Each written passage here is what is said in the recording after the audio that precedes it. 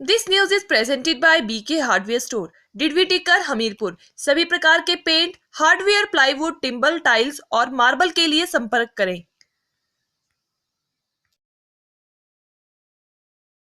सत्ता पक्ष व विपक्ष के विधायकों द्वारा नियम 130 के तहत कोरोना महामारी से पड़े प्रभाव को लेकर सदन में लाए गए विषय पर 17 विधायकों द्वारा चर्चा करने के बाद स्वास्थ्य मंत्री पर जवाब देते हुए डॉक्टर सहजल ने कहा कि देश को एकजुट करने के लिए प्रधानमंत्री नरेंद्र मोदी ने ताली थाली का सहारा लिया, जिसके बाद इस बीमारी से लड़ने के लिए एकता का भाव भी दिखा।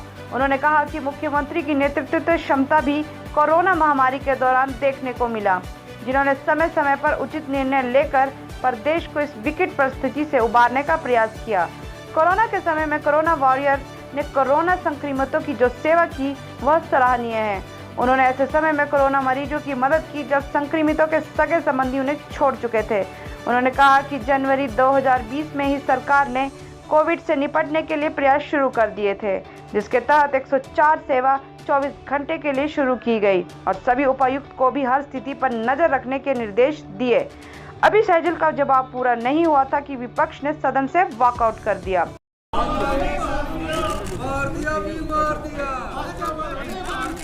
कोरोना नहीं चलेगा, नहीं चलेगा, नहीं चलेगा, कोरोना नहीं चलेगा, नहीं चलेगा, नहीं चलेगा, कोरोना प्रबंधन नहीं चलेगा, नहीं चलेगा, नहीं चलेगा। इतनी मौतों का जिम्मेवार कौन है? सरकार है, सरकार है। इतनी मौतों का जिम्मेवार कौन है? सरकार है, सरकार है। कोरोना कुप्रबंधन नहीं चलेगा, नहीं चलेगा, नहीं चलेगा, नहीं चलेगी, नहीं चलेगी, नहीं चलेगी। का जो चर्चा मांगी गई थी और उसके ऊपर सदन में विचार भी किया गया और हमारे काफ़ी साथियों ने जो चर्चा के अंदर जो है भाग लिया।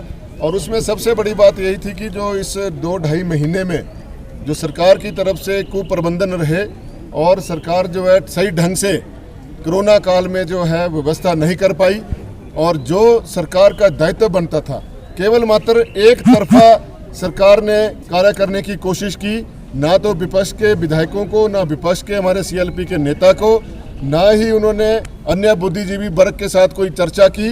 केवल मात्र उन्होंने अपने लोगों से चर्चा की, अपने लोगों से वीडियो कॉन्फ्रेंस की और लोगों के ऊपर जो उन्होंने इतना भय उन्होंने पैदा कर दिया कोरोना का कि लोग जो हैं अपनों से अपने दूर हो गए।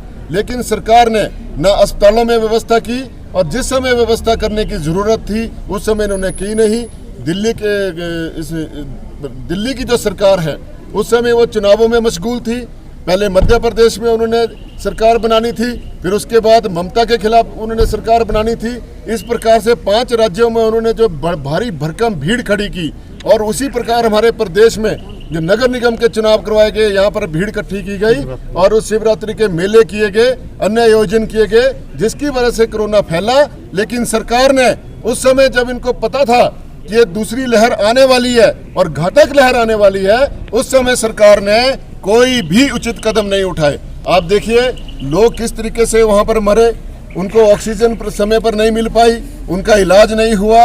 एक जो शुगर का कोई पेशेंट था उसको आलू और कड़ी खिलाई गई। इतनी कुव्यवस्था जो है सरकार की तरफ से रहे, किसी को पानी नहीं मिला, 72 घंटे तक ऑक्सीजन नहीं मिली और इनकी पीपी किट के अंदर जो इतनी भ्रष्टाचार हुआ है, हर सामान को खरीदने के लिए इनकी पीपी किट्स इतनी घटिया थी कि जो उनको पहन के आते थे उनमें किसी की उनकी जिप नहीं लग रही है, कोई किनारे से फटी हुई थी। जो ये सरकार का ये सामने जो आया, सच जो सामने आया, लोगों ने उसको देखा कि सरकार ने इसमें बहुत बड़ी धोखाधड़ी की है, लोगों को मारा है सरकार ने। और जो लोग इसमें मरे हैं, मृत्यु हुई है जिन लोगों की, उनको और जिन लोगों का इलाज हुआ है, जो पॉजिटिव जो पेशेंट कोई हुआ उसको जब एडमिट किया कि आप कोरोना पॉजिटिव हैं और जब उसकी मृत्यु हुई तो उसको सर्टिफिकेट तक जारी नहीं किया। सर्टिफिकेट में नहीं लिख रहे हैं कि इसकी मृत्यु कोरोना के कारण हुई है। क्या कारण है इसमें? क्यों सरकार भाग रही है? इतने लोग इन्होंने मार दिए, उसकी जिम्मेवारी कौन लेगा?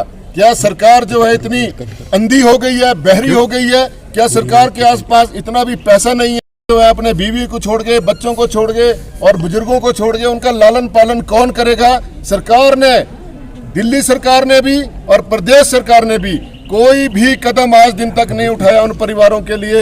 उनको कोई राहत राशि उन्होंने देने की कोशिश नहीं की। क्या कारण है?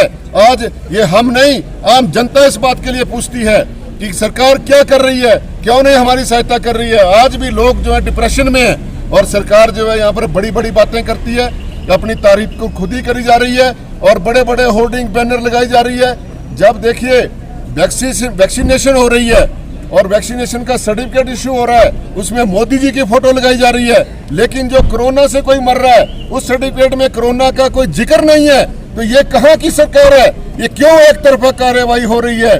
और जितना इन्होंने पैसा इन कोरोना होर्डिंग के ऊपर या इसके ऊपर वैक्सीनेशन होर्डिंग के ऊपर लगाया है, अगर इतना पैसा इन्होंने जनता के बीच में बांटा होता जिनकी मृत्यु हुई है, तो शायद सरकार की लोग तारीफ करते। लेकिन आज जो सरकार को कदम उठाने चाहिए थे, इन्होंने कोई कदम नहीं उठाया।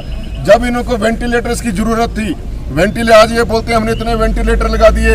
अरे उन वेंटिलेटर्स का फायदा क्या जबकि पास आपके एनेस्थीसिया के डॉक्टर नहीं है, आपके पास कोई स्पेशलिस्ट एमडी नहीं है, और फिर आप क्यों लोगों को मूर्ख बना रहे हैं?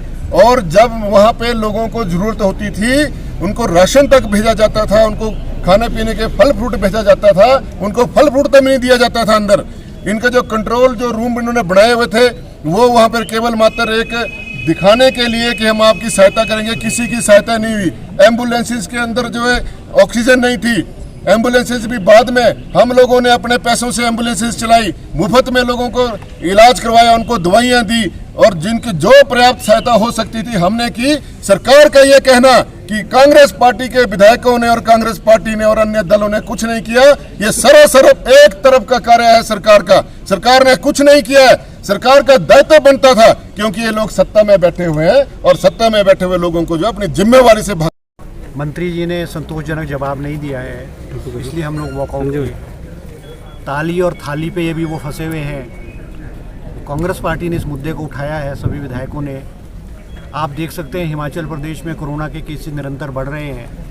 इस वक्त हिमाचल प्रदेश में कोई 2,15,000 केसेस हो चुके हैं और डेथ्स का जो फिगर है वो 3,515 हो चुका है। कल भी जो केसेस है वो हिमाचल प्रदेश में 310 केसेस हुए हैं और एक डेथ हुई है। ये इस बात का सबूत है कि हिमाचल प्रदेश में कोरोना का जो कहर है वो निरंतर बढ़ता जा रहा है। हमने सरकार से पूछा कि भाई आप कोरोना को रोकने के लिए क्या कदम उठा रहे हो। जब मंत्री जी ने संतोषजनक जवाब नहीं दिया तो हम वॉकआउट करके बाहर आए।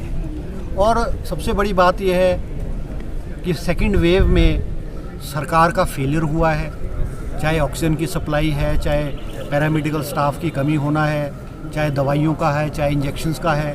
और हिमाचल प्रदेश जैसे छोटे राज्य में 3,500 लोग कोरोना से मर जाएं, ये इस बात का सबूत है कि हिमाचल प्रदेश में जो स्वास्थ्य विभाग है वो उसका जो इंफ्रास्ट्रक्चर है और स्टाफ की कमी की वजह से जो है यहाँ पे जो डेथ हुई है। आज भी सरकार सीरियस नहीं है। जब फर्स्ट वेव आई उस वक्त सरकार को चेताया कि सेकंड वेव भी आएगी, मगर सेकंड वेव के समय सरकार जो है सोई रही। उन्होंने कहा कि हम मेकशिफ्ट हॉस्पिटल बनाएंगे।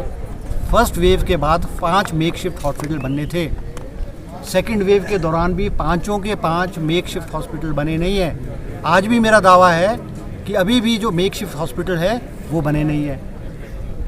स्टाफ की कमी है, टेक्निकल स्पेशलाइजेशन वाले स्टाफ नहीं है, जो ये वेंटिलेटर्स हैं, वेंटिलेटर्स को ऑपरेट करने वाले जो हैं स्पेशलिस्ट नहीं है। आज भी बहुत सारे जो वेंटिलेटर्स हैं वो ख़राब पड़े हैं। तो आज भी जो स्थिति है वो हिमाचल प्रदेश में ख़राब है। निरंतर कोरोना का जो कहर है वो बढ़ेगा। और सबसे बड़ी बात है, हिमाचल प्रदेश में जो बाहर से लोग आ रहे हैं उनको रोकने के लिए कोई नहीं किया गया। टूरिस्ट का इनफ्लो बहुत बड़ी भारी तादाद में है। पॉलिटिकल एक्टिविटीज़ सरकार की और पॉलिटिकल पार्टीज़ की बढ़ रही है। तो हमने मांग की है कि इन सब चीज़ों पे कंट्रोल किया जाए, ताकि जो हिमाचल प्रदेश में जो थर्ड वेव है जिसकी आशंका है वो कम से कम जो है वो नुकसान होने वाला।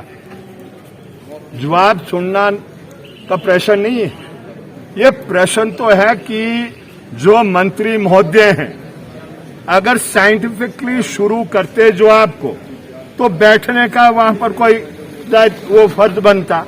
लेकिन जब आप साइंटिफिकली कोरोना को डील नहीं करना चाहते हैं तो एक समझदार व्यक्ति समझ रहा है कि तीसरी वेव में क्या क्या कमजोरी इस सरकार की रहने वाली है। फंड वो नहीं दे सके तो आप बताएं क्या करना था वहां पर बैठ के अंदर बैठकर। तो फायदा तब है कि अगर सरकार जो पूरी चर्चा हुई है उसको साइंटिफिक तरीके पर डील करती, तब कुछ मतलब बनता वहां पर बैठने का।